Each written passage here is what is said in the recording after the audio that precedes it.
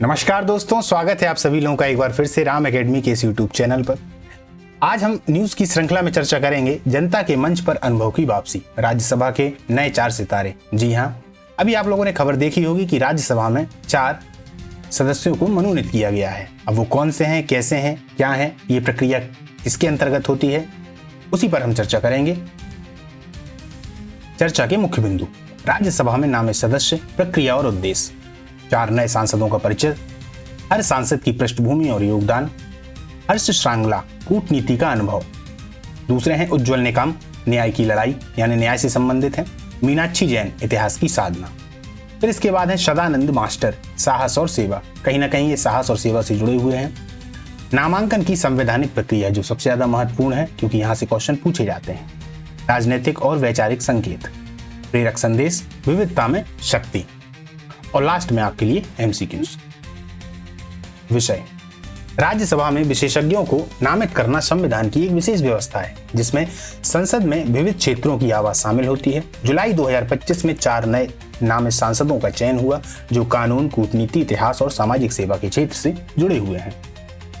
राज्यसभा में नामित सदस्य, प्रक्रिया और उद्देश्य: अनुच्छेद 80(1)(a) के तहत राष्ट्रपति के द्वारा नामांकन होता है। साहित्य, विज्ञान, कला, सामाजिक सेवा आदि क्षेत्रों में योगदान के आधार पर इनका चयन होता है।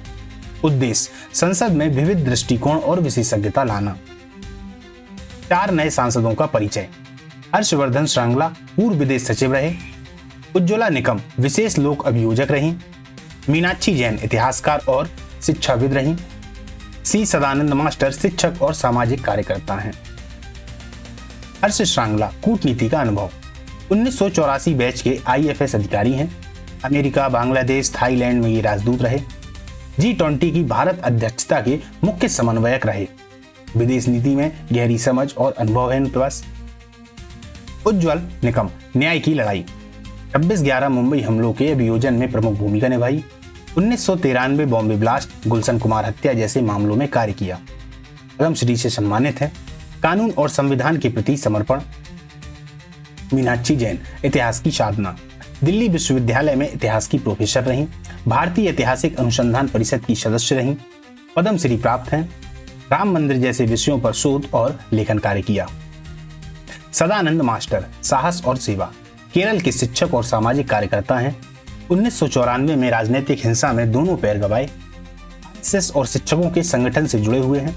युवाओं के लिए प्रेरणा का स्रोत।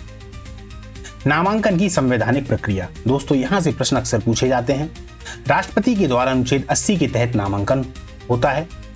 6 वर्ष का इनका कार्यकाल होता है। सदस्य किसी भी राजनीतिक दल से जुड़ सकते हैं 6 माह के भीतर। राजनीतिक और वैचारिक संकेत: भाजपा के वैचारिक विविधता को दर्शाता चयन।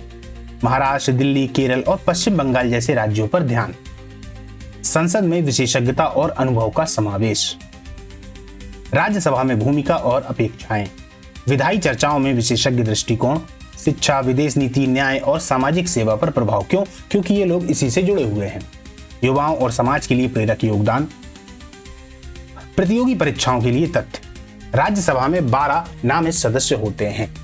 ये नामित होते हैं, इनका चयन किया जाता है दोस्तों, याद रखिएगा। और बाकी जो सदस्य होते हैं उनका कहीं ना कहीं चुनाव होता है। अनुच्छेद 80(1)(a) नामांकन के आधार पर। कार्यकाल इनका 6 वर्ष होता है, पूर्व में अपन ने चर्चा की थी। नामांकन का उद्देश्य विविधता और विशेषज्ञता है। प्रतियोगी परीक्षाओं के लिए कुछ तथ्य: राज्यसभा सांसदों का चुनाव कैसे होता है? चुनाव प्रक्रिया: राज्यसभा के सदस्य प्रत्यक्ष रूप से जनता के द्वारा नहीं बल्कि राज्य विधानसभाओं के निर्वाचित विधायकों के द्वारा चुने जाते हैं। इस पूरी की पूरी क्लास में ये वाली लाइन सबसे ज्यादा इंपॉर्टेंट है दोस्तों। प्रणाली: आनुपातिक प्रतिनिधित्व प्रणाली के तहत सिंगल ट्रांसफरेबल वोट STV से इनका चुनाव होता है। कार्यकाल: प्रत्येक सदस्य का कार्यकाल 6 वर्ष होता है और हर 2 साल में 1/3 सदस्य सेवानिवृत्त होते हैं।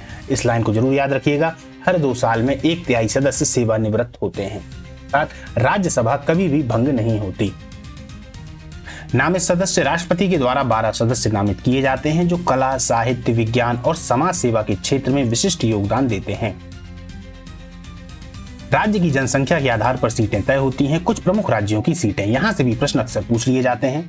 उत्तर प्रदेश में 31 सीटें हैं, वहीं महाराष्ट्र में 19 हैं, बिहार में 16 सीटें हैं, पश्चिम बंगाल में 16 हैं, तमिलनाडु में 18 हैं, मध्य प्रदेश में 11 हैं। यदि आप MPPSC की तैयारी कर रहे हैं तो आपके लिए बहुत ज़्यादा जरूरी है। साथ साथ में मध्य प्रदेश का कोई भी एग्जाम हो, अक्सर राज्यसभा से संबंधित ये वाला जो प्रश्न है वो पूछा ही जाता है।